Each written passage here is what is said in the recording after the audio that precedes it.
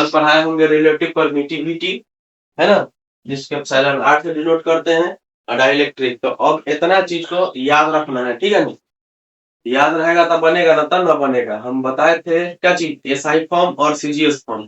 तो वही SI form यहाँ यूज होगा और सीजीएस फॉर्म यूज होगा। तो जितना अच्छा याद रहेगा उतना अच्छा से याद रहे, बन जाएगा नहीं, ठीक है? तो चलिए हम लोग स्टार्ट करते हैं। फर्स्ट हम लोग क्या है, सापेक्ष पारगम्यता को हम लोग देखते हैं, है ना। तो सापेक्ष पारगम्यता के लिए हमको एसआई का फार्मूला याद रखना था। किसी को एसआई का फार्मूला याद है? किसी को भी? ठीक होगा, बुखार ठीक हुआ? तुम जान रहे बुखार नहीं रहा होगा, तुम सुतने में एकदम नंबर 1 है कि नहीं? है ना? कमर जाने का सबका देख गरम हो जाता है। चलिए हम लोग यहाँ ध्यान देते हैं। और हम किसको मीडियम में रखे थे, क्या रखे थे? मीडियम में। तो हम फार्मूला क्या लिखे थे, 1/4 पाई एप्सिलॉन नॉट और एप्सिलॉन आर, ये ना रखे थे। बगल में क्या लिखे थे, Q1 Q2, अब आई क्या चीज, आर स्क्वायर। इसको हम इक्वेशन कितना मानते हैं, 1।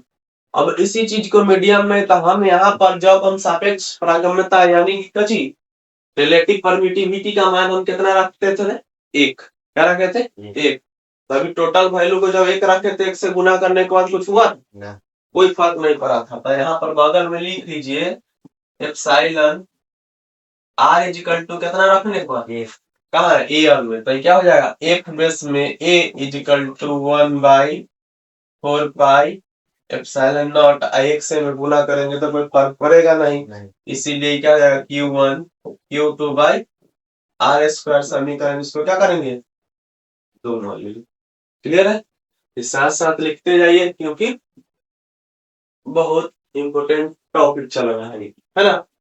तो अब हम क्या करेंगे, इक्वेशन हमको 1 इक्वेशन 2 प्राप्त हुआ ना। तो 2 से हम भाग दे देंगे एकरा में, 1 लिखिए। तो यहाँ लिख लेते हैं इक्वेशन 2 भागे कितना, 1। अब भाग देंगे तो 2 सम इक्वेशन कितना है, एफ बेस में ए बटा में एफ बेस में एम, ये ना है। तो इसका वैल्यू के बराबर हम लिख देते हैं। तो कितना लिखते हैं, 1/4 पाई एप्सिलॉन नॉट, ये क्या है, into Q1 Q2 by R square. Whole के बट्टा में ध्यान दिया जाए, इक्वेशन 1 का वैल्यू कितना, 1 बाई क्या हो जाएगा, 4 pi epsilon naught epsilon R, ये क्या हो जाएगा, Q1 Q2 बाई क्या हो जाएगा, आर स्क्वायर। अब हम लोग यहाँ ध्यान देते हैं, इसमें कटने वाला कौन, इधर Q1 कट जाएगा, Q1 Q2 क्या, Q1 Q2 तो यहाँ टोटली कट गया, ये भी कट गया। क्या बचा, केवल एप्सिलॉन आर, है ना बचा। तो हम लोग यहाँ ध्यान देते हैं। तो अब हमको बचा जो लिख लेते हैं, एफ ए बेस में एफ है, यही ना। आई इक्वल टू हमारा क्या है, एप्सिलॉन आर है। अब एक बीच में हम क्या कर लेते हैं, वैल्यू पता चल गया। अब इसी चीज को तिरछा तिरछी करके हम जितना मन उतना फार्मूला बना सकते हैं, ऐसे ही हो गया। तो हम इसको क्या करेंगे, इसके बेस में कुछ ना तो कितना, 1। तो F A is equal to क्या हो जाएगा, एप्सिलॉन आर इनटू, तो दिक्कत। अब इसी चीज को हमको निकालना रहेगा, किस क्या चीज के लिए, हमको निकालना रहेगा एफ एम। क्या निकालना रहेगा, एफ एम। तो क्या बच जाएगा हमारा, एफ ए बटा में एप्सिलॉन आर। कोई दुख दर्द नहीं ना, अभी कंप्लीट, इसमें किसी को कोई दिक्कत नहीं ना। तब आते हैं हम लोग रिलेटिव परमिटिविटी कंप्लीट हो गया। तो अब हम देखते हैं क्या चीज, dielectric constant of a medium. तो dielectric constant of a medium के लिए हम लोग को सीजीएस फॉर्म याद रखना पड़ेगा। क्या याद रखना पड़ेगा, सीजीएस फॉर्म। तो सीजीएस फॉर्म में हम लोग क्या बोले थे, एस आई के लिए हम फार्मूला यहाँ पर हम लोग कंप्लीट देख लिए, इसमें कोई दिक्कत नहीं। सीजीएस के लिए तो एक बार कॉपी उलट के देखा जाए कि सीजीएस के लिए फार्मूला क्या था, तो हम जाके पढ़ने आएगा ना, तो कोई फायदा नहीं। कोई बीड़ी पी रहा है सर वहां कर। फिर हमरा के देखे जा Ini banyak lagi. Itu tuh dari minuman gitu ini coba tuh. हो गया। हम याद यहाँ याद रख निकली क्या बोले थे F M is equal to 1/k into Q1 Q2 by R square है ना था। तो हम बोले थे यहाँ पे कांस्टेंट यहाँ पे क्या डिनोट करता है डाइलेक्ट्रिक कांस्टेंट को, जो कि k बराबर हम क्या बोले थे 1। यहाँ 1 रखेंगे तो क्या हो जाएगा, अब इसी चीज को मीडियम में एयर में ले गए तो क्या हो जाएगा Q1 Q2 by R square. ये कितना हो जाएगा इक्वेशन 1, इक्वेशन कितना हो जाएगा 2। इसमें कोई दिक्कत नहीं ना, और नहीं तो हम डायरेक्ट यहाँ मान सकते हैं इसे, इसको 1 2 इसको मान सकते हैं कितना, इसको मान लीजिए हम लोग क्या मानते हैं 3, इसको मानते हैं, कोई दिक्कत नहीं ना। अब फिर समीकरण कितना करेंगे 4 भागे कितना 3, कोई दिक्कत। जब भाग देंगे तो यहाँ ध्यान दिया जाए क्या लिखेंगे एफ बेस में ए एफ बेस में एम इक्वल टू क्या हो जाएगा, अब वैल्यू पुट कर देते हैं क्या हो जाएगा Q1 Q2 by R square बटा में क्या हो जाएगा 1 बाई के क्या हो जाएगा into Q1 Q2 by R square, यही ना। अभी काटने वाला है तो हम उसको क्या कर रहे हैं काट रहे हैं, अब काट क्लियर। क्या बचा 1/k, हमको बचा का चाहिए एफ बेस में ए बटा में एफ बेस में एम इक्वल टू के बचा। अब इसको एक बटा से ऊपर ले जाएंगे तो इक्कर बटा में, इसलिए के बटा क्या हो जाएगा एक बटा में कुछ ना तो क्या था एक, हम ना लिखेंगे तो ये चलेगा। तो अब यहाँ ध्यान दिया जाए, हमको इतना मिला, एक चीज को यहाँ ध्यान दिया जाए, हमको अभी क्या मिला एफ बेस में एम एफ बेस में ए बटा में एफ बेस में एम इक्वल टू क्या चीज बता एप्सिलॉन आर बटा ए, कोई दिक्कत। हम एप्सिलॉन आर का जगह हम कितना चिपका सकते हैं ये दोनों, ये बराबर हो गया आपस में।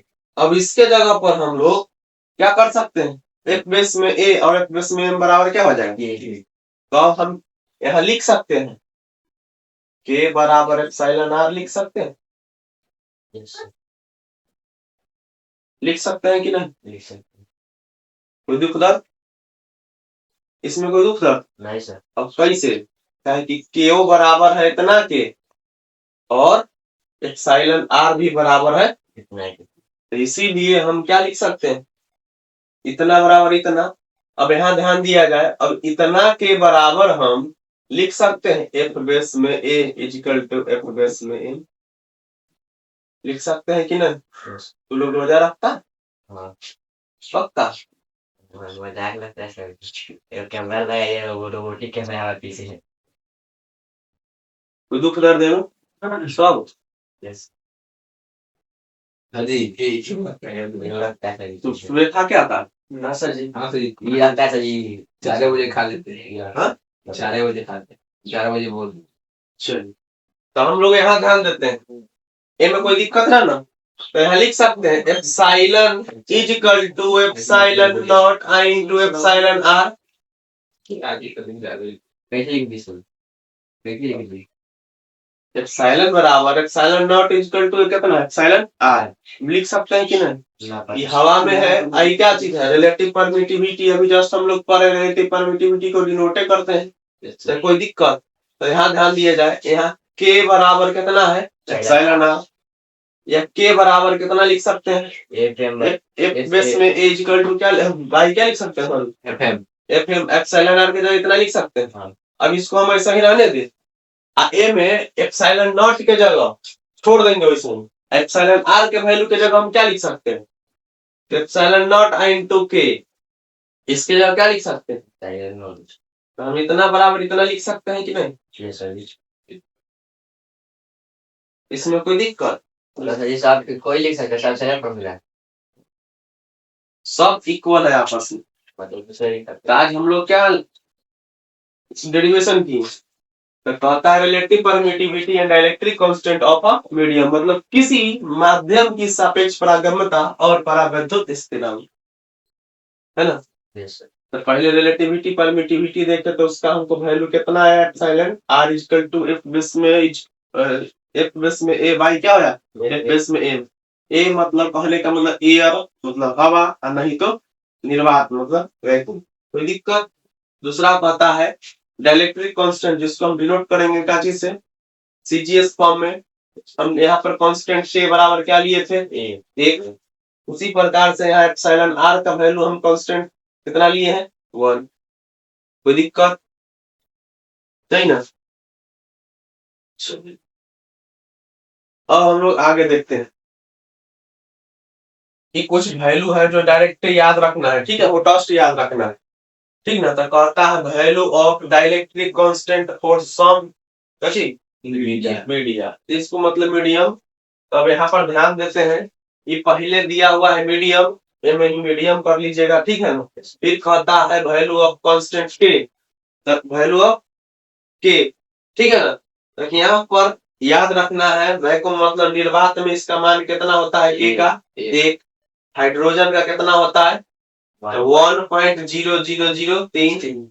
अब जैसे बिहार बोर्ड के स्टूडेंट तो बिहार बोर्ड के स्टूडेंट है तो न्यूमेरिकल तो पूछता नहीं है लेकिन जो नीट की तैयारी करता उसको ही सब काम देगा बिहार बोर्ड वाला के वो जरूरी नहीं। सर जैसे आप अभी कहे ना 1.003 वैसे ही हमारा आगे बोलता है 2L चलो अब यहाँ ध्यान दिया जाए एयर है तो एयर में लिखा जाए एक एटमॉस्फेरिक है ना एटीएम। अब यहाँ पर क्या है इसका वैल्यू 1.00059। फिर कहता है वैक्स वैक्स मतलब होता है मोम वैक्स मतलब मोम मोम कैंडल मोमबत्ती है ना। अब इसका वैल्यू कितना होता है 2.2 से लेकर के कितना 2.3 तक। अब कहता है कच्ची पोलिस्टर क्या पोलिस्टरीन। अब यहाँ ध्यान दिया जाए इसका वैल्यू कितना है 2.5। उसके बाद क्या है ग्लास। फिर कहता है ग्लास का कितना होता है 3.8 से लेकर के 14.5। याद रखना है ये हो जाएगा मीडियम। क्या हो जाएगा मीडियम में क्या चीज पेपर ले लिया तो पेपर का वैल्यू कितना 3.7। उसके बाद रबर 2 से कितना 4। माइका माइका कितना 4 से 9। माइका देखियो आईसी के पीछे लगा होता है माइका। हाँ आईसी कौन होता है आईसी नहीं देख रहे हो कोई बाजार में लगे हुए हैं नहीं बता अरे बताएं यहाँ पर हमारे थिएटर गूगल होगा के काम करता है। अब यहाँ ध्यान दो कोई भी बोर्ड उठ बना होम थिएटर देखे घरे होगा ना होम थिएटर समझाने के लिए डायरेक्ट बोल रहा है कि तुम कहाँ देख सकते हो आसानी से। ठीक है होम थिएटर होगा ना इतना बोर्ड रहता है बोर्ड के पीछे आइस से लगल रहता है आइस। हाँ हुआ आइस है कहीं ठीक है भैया क्या होता है आइस से लगल मशीन में आवाज कम बेसी ओकरा पीछे ना ओकरा पीछे एकरा साट दिया जाता है माइका तो ओकरा बाद आईसी पे साट दिया जाता है ऐसे। ठीक है क्योंकि कंट्रोल ना हो पाए बॉडी से हीट सिंक के कांटेक्ट नहीं हो पाए। ठीक है कांटेक्ट होगा तो जल जाएगा इसीलिए उसके बीच में माइका लगा दिया जाता है। अब ग्लिसरीन का वैल्यू याद रखना है 39 क्या 191। फिर कहता है वाटर का कितना हो जाएगा 80। अब मेटल्स का हो जाएगा इनफाइनाइट। तो याद रखना है बिहार बोर्ड वाला के ज्यादा यूज नहीं 1 से 2 मतलब याद रखना केवल काची निर्वात में ग्लास में मेटल में ना तो पानी में माइका में ये भी याद रखोगे तभी क्वेश्चन बनेगा तैयार। ठीक है हम लोग नेक्स्ट देखते हैं। नेक्स्ट कहता क्या है पॉइंट बात स्थिर से कुछ लगने वाले है ना। तो नेक्स्ट कहता क्या है कहता स्थिर आवेश के बीच लगने वाला स्थैतिक विद्युत स्थैतिक कूलम बल आकर्षण या प्रतिकर्षण मतलब कि जो भी बल लग रहा है किसी के बीच में मतलब दो गोला एक बीच में जो बल लग रहा है रिपेल होगा ना तो अट्रैक्शन एक दोनों के बीच में जो लग रहा है। फिर कहता है जो आवेशों के परिणामों के गुणनफल के सीधे समानुपाती होता है। समानुपाती के कर्तव्य जस्ट बोले थे ना ए प्रोपोर्शनल है Q1 और Q2 के लिखा हुआ है वही चीज। ठीक है तो हम मॉडुलस लगा दिए हैं क्या लगा दिए हैं मॉडुलस। तो यहाँ पर लिखा हुआ है क्या चीज है ऐसे लिखा हुआ है मॉडुलस Q1 मॉडुलस Q2। एक कहने का मतलब है प्लस माइनस को इक्वल करने के लिए हम क्या लगाते हैं जैसे माइनस में भी कोई वैल्यू रहे तो मॉडुलस लगा देंगे तो क्या हो जाएगा, से प्लस।